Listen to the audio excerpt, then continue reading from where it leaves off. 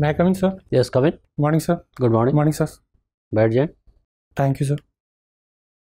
आपने वैक्सीन लिया हुआ है? Yes sir. कोविड के कोई सिम्टम्स तो नहीं है? नहीं है सर। तो मास्क खोल दें अपना, अपना संक्षिप्त परिचय दें। सर मेरा नाम सुजीत कुमार मिश्रा है। मेरी education sir north eastern states में हुई है। मेरा graduation sir north eastern regional institute of science and technology Arunachal Pradesh से हुआ है। मेरा सब्जेक्ट सर फॉरेस्ट्री था। उसके बाद सर मैंने जॉब किया टी गार्डन में। 10 साल जॉब किया सर। 2017 में मैंने जॉब छोड़ दिया। उसके बाद सर अभी पिछले 5 साल से सर बीपीएससी की तैयारी कर रहा हूँ। तो हाँ बताएं। मेरी हॉबी सर नेट सर्फिंग है और डैमेज इलेक्ट्रिकल पार्ट्स को रिपेयर करना है सर। सुजीत ये बताएं कि आप 10 साल तक आपने कार्य किया प्राइवेट सेक्टर में और उसके बाद आपने छोड़ दिया और आप बीपीएससी की तैयारी कर रहे हैं, तो ऐसा क्या था कि आपको जॉब छोड़ना पड़ा प्राइवेट सेक्टर में?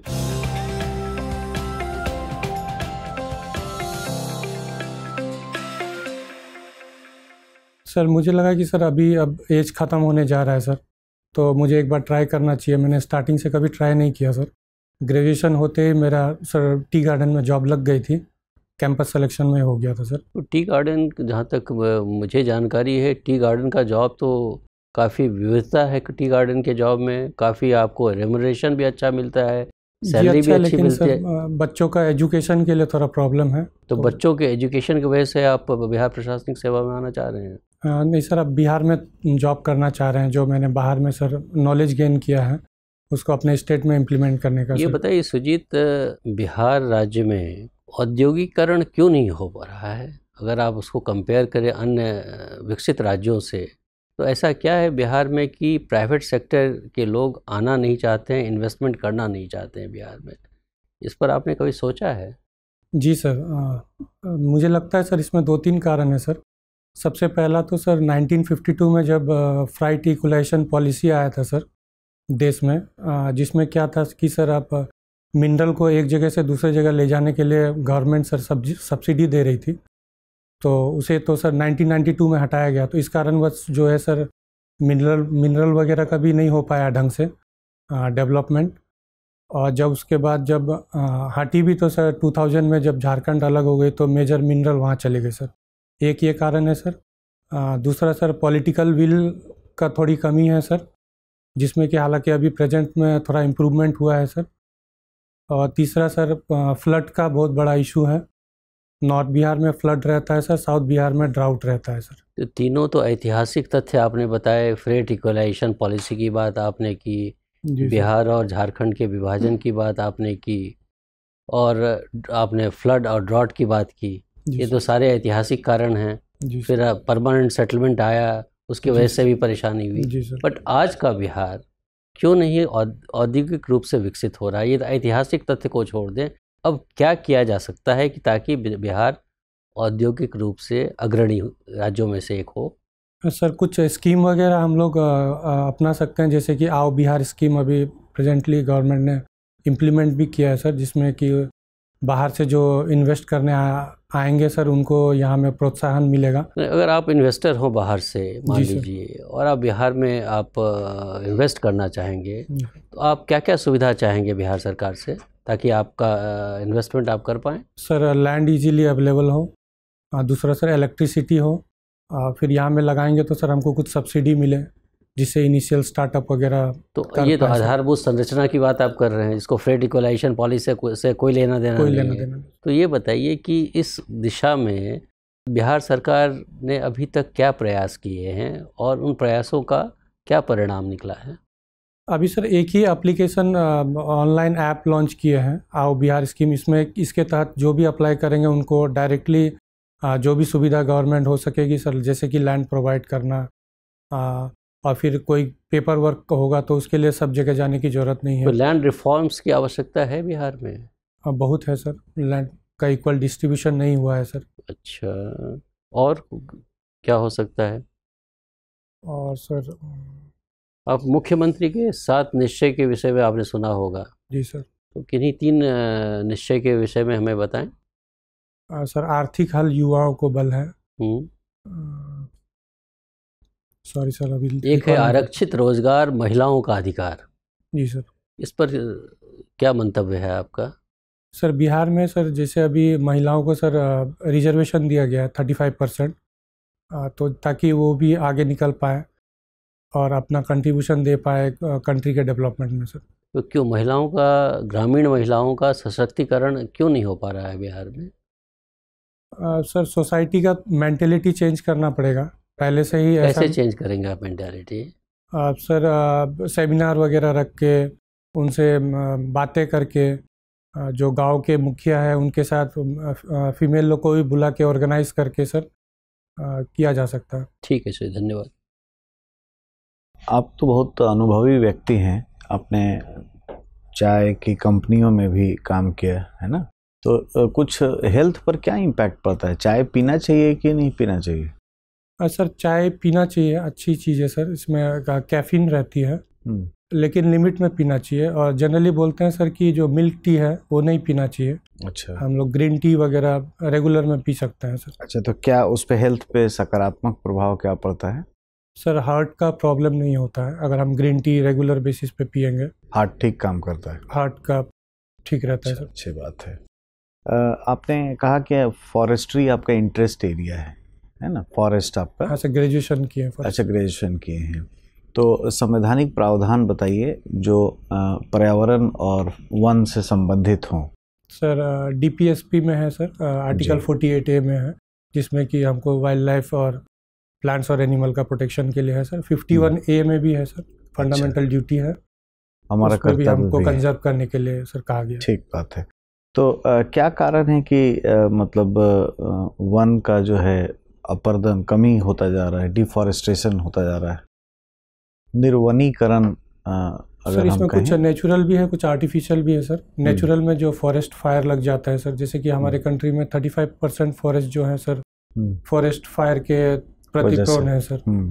और दूसरा आर्टिफिशियल है सर, जैसे कि फॉरेस्ट जहाँ पे है, जैसे नॉर्थ ईस्टर्न स्टेट्स में है सर, तो वहाँ में लोकल बॉडी को ही हमने एम्पावर किया हुआ है सर संविधान के हिसाब से। तो कहीं ना कहीं अब उनको भी साथ में ले करके प्रोग्राम ऑर्गेनाइज करना पड़ेगा। अच्छा, नहीं तो इलीगल कटिंग वगैरह सर होता है। लोक प्रशासन आपका विषय रहा है और आप 4-5 सालों से पढ़ रहे हैं। जी सर। कौन से विचारक आपको सबसे प्रभावित करते हैं लोक प्रशासन के? टेलर है सर, टेलर मुझे अच्छा लगता है। तो टेलर की कुछ क्या खासियत है और आज के समय में साइंटिफिक मैनेजमेंट जो टेलर ने दिया वो कैसे प्रासंगिक है? सर टेलर ने जो साइंटिफिक मैनेजमेंट दिया था सर, उन्होंने बेसिकली ये बोला था इफ़िशिएंसी और इफेक्टिवनेस बढ़ाने के लिए। उन्होंने जो वर्कर लेवल पे होते हैं सर, प्रोडक्शन लेवल पे उनका ध्यान ज़्यादा था, जिसमें उन्होंने कहा कि हम कैसे चीज़ों को ऑप्टिमाइज़ कर सकते हैं, टाइम का मैक्सिमम यूज़ करके कोई एक बेंचमार्क बनाए कि अगर डेली में इतना काम करेंगे तो सैलरी पूरा मिलेगा।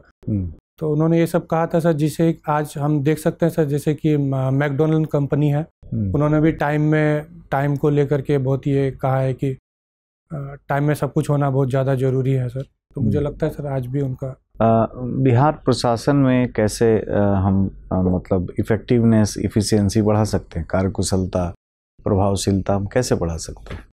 सर जैसे कि अभी बहुत सारी चीज़ें हम सर बिहार में भी ऑनलाइन अवेलेबल हो रही है गवर्नमेंट का तरफ से।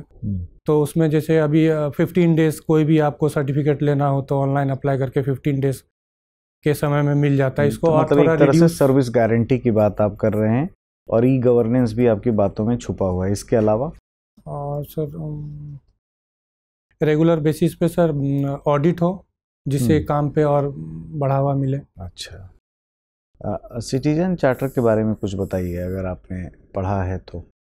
सिटीजन, सॉरी सर मुझे अभी याद। अच्छा, लोकपाल के बारे में सुना है आपने? जी सर। क्या है ये लोकपाल, क्या करते हैं, इनकी भूमिका क्या है? अब सर 2013 का एक्ट है जिसमें लोकपाल और लोकायुक्त को एक स्टैट्यूटरी बॉडी बनाया गया सर। इसके अंदर सर जो करप्शन होते हैं सर, स्पेशली जो गवर्नमेंट के एम्प्लॉय हैं उन पर निगरानी रखने के लिए बनाया गया है सर। अच्छा। जिसमें कि अभी तक किसी में भी सर जो गवर्नमेंट थे जैसे PM हो गए, वो उनका नहीं होता था चेक, तो अब इसके अंदर हम लोग चेक कर सकते हैं सर। अच्छा, बिहार के संदर्भ में भ्रष्टाचार के कौन कौन से कारण आपको लगते हैं, क्या वजह है? मुझे लगता है सर रेगुलर ऑडिट का कुछ कमी है। दूसरा सर पब्लिक अवेयरनेस भी और चाहिए सर। तीसरा सर डिस्टेंस बहुत ज़्यादा है पब्लिक एडमिनिस्ट्रेशन का पब्लिक के साथ, एडमिनिस्ट्रेटर का साथ। तो प्रशासन में नागरिकों की भागीदारी कैसे बढ़ा सकते हैं इस डिस्टेंस को दूर करने के लिए? सर सोशल ऑडिटिंग करवा सकते हैं सर। कोई भी वर्क कर रहे हैं तो हम उनको भाग ले सकते हैं सर। दूसरे सर जितने भी प्रोग्राम इम्प्लीमेंट हो रहे हैं उनको अवेयर कराएंगे कि ये प्रोग्राम होने वाले हैं अभी, उनको भी साथ में लेके चलें तो अच्छा रहेगा।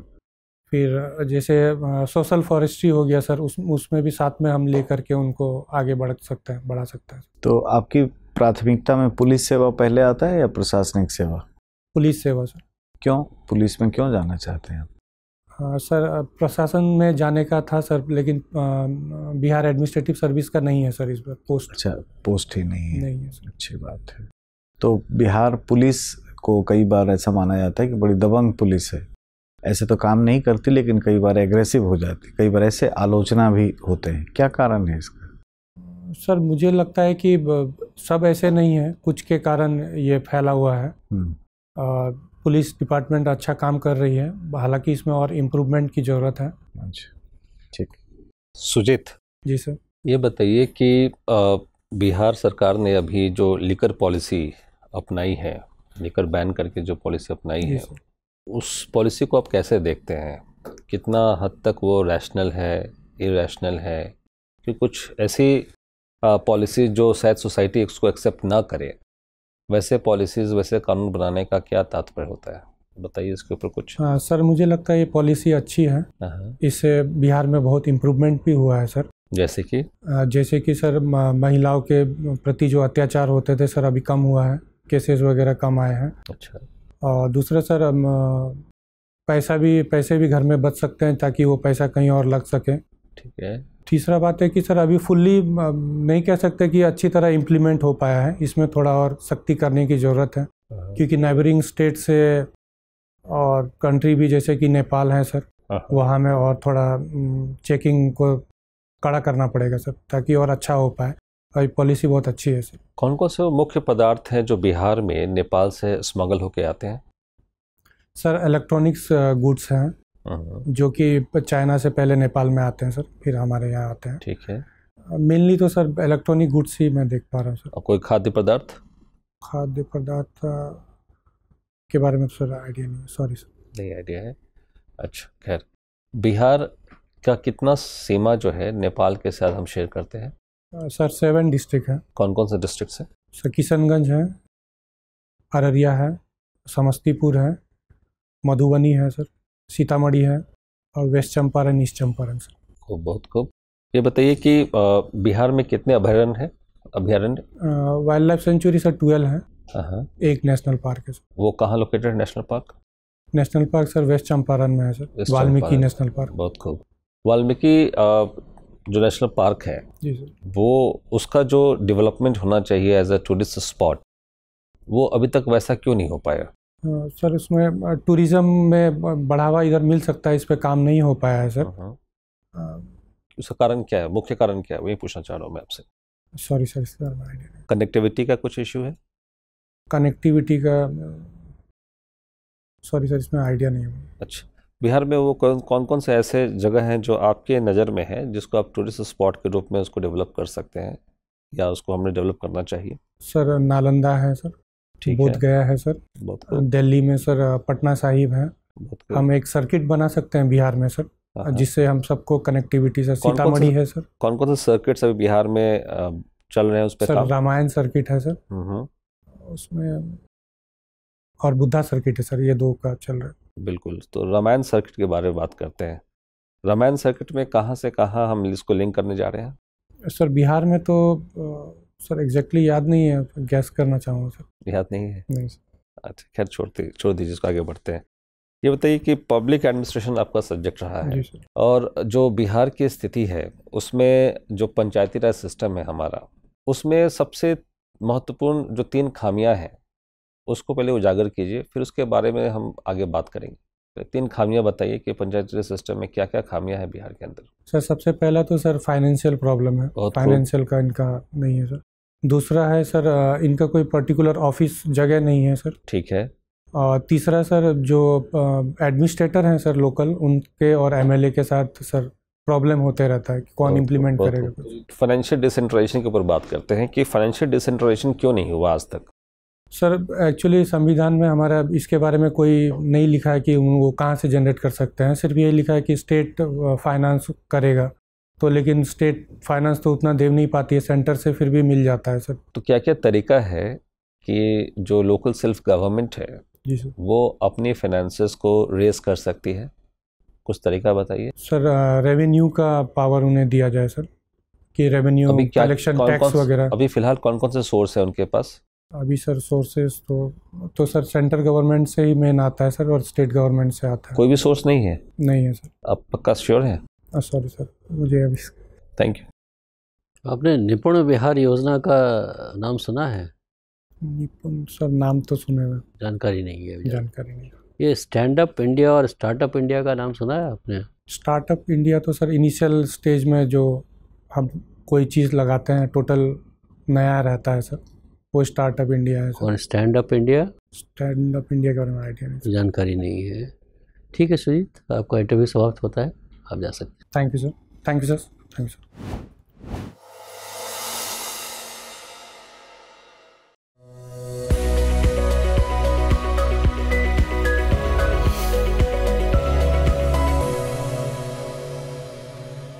बैठिए। Thank you sir. कैसा अनुभव रहा आपको?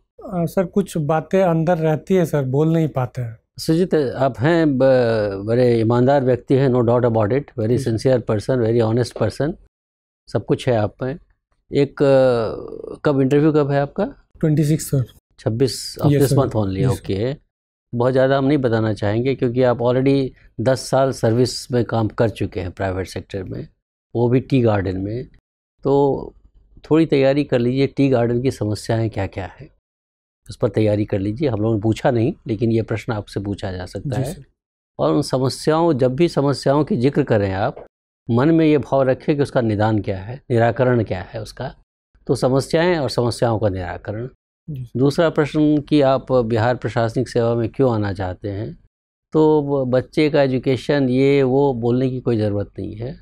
मुझे इच्छा थी, मुझे मौका नहीं मिल पाया, आज मौका मिला है तो मैंने सोचा कि मैं प्रशासनिक सेवा में जाऊं। मैं वो बच्चे का एजुकेशन बोलेंगे तो मजबूरी लगेगी, समझ रहे हैं ना? मजबूरी नहीं है, आपकी इच्छा है कि मैं जाऊं, तो इसको पॉजिटिव थोड़ा बनाएंगे आप, ठीक है ना? तो इस तरह का प्रश्न जब भी पूछा जाएगा तो अभी एक पॉजिटिव उसका आप आंसर सोच के रखिएगा कि हम पॉजिटिव ही आंसर देंगे। मजबूरी वाली, हेल्पलेसनेस वाली कोई स्टेटमेंट आपकी ओर से नहीं आनी चाहिए, वो इम्पैक्ट करता है आपकी पर्सनैलिटी को, समझ रहे हैं ना? तीसरी बात है कि आप पब्लिक एडमिनिस्ट्रेशन के स्टूडेंट हैं, है ना? तो अब सिटीजन चार्टर क्या है, ये तो बड़ा रूडिमेंट्री सा चीज़ है पब्लिक एडमिनिस्ट्रेशन के लिए। तो थोड़ा सा थिंकर, कोई भी थिंकर जिसने आपको प्रभावित किया है, ये तो आपको फुल टॉस बॉल है, इसको तो आपको छक्का मारना चाहिए था। इस पर आपको किसी एक आदमी का नाम याद कर लीजिए और उनके बारे में आप सोचते हैं कि इन्होंने मुझे प्रभावित किया है और इन कारणों से उन्होंने प्रभावित किया है। बात खत्म हो गई, आपका बेस्ट जो है सामने आ जाएगा आपका, समझ रहे हैं ना? जो भी थोड़ा बहुत टाइम मिला है, और आप रहने वाले हैं आप अररिया के। जी सर। तो अररिया से रिलेटेड हो सकता है फ्लड से रिलेटेड कोई इश्यूज़ आपके आ जाएं उस एरिया, नॉर्थ बिहार के फ्लड से बहुत सारे क्वेश्चन आएंगे, सॉइल से, वहाँ का फर्टिलिटी की वजह से, क्रॉपिंग पैटर्न क्या है, क्यों एमएसपी के ऊपर क्वेश्चन पूछा जा सकता है आपको। ये सब थोड़ी जो भी है थोड़ा कृषि क्षेत्र, और 7 निश्चय को आप रट जाइए, 7 निश्चय को, ताकि कोई पूछे तो उसमें आप हड़बड़ाइए नहीं, सीधा वही 7 निश्चय पूरे बिहार का भाग्य निर्धारण कर रहा है, समझ रहे हैं ना? तो 7 निश्चय को पढ़ लीजिए, उसमें क्या प्रगति हुई है अभी के करंट बजट में, उसका भी जिक्र है।